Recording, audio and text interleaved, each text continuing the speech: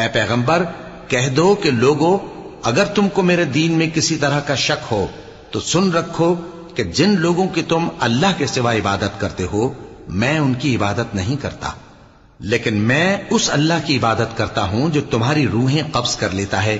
اور مجھ کو یہی حکم ہوا ہے کہ ایمان لانے والوں میں ہو جاؤں، اور یہ کہ اے نبی سب سے یکسو ہو کر دین اسلام کی پیروی کیے جاؤ اور مشرکوں میں ہرگز نہ ہونا،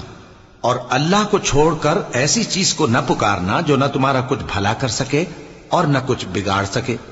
اب اگر ایسا کرو گے تو ظالموں میں ہو جاؤ گے، اور اگر اللہ تم کو کوئی تکلیف پہنچائے تو اس کے سوا اس کا کوئی دور کرنے والا نہیں، اور اگر تم سے بھلائی کرنی چاہے تو اس کے فضل کو کوئی روکنے والا نہیں۔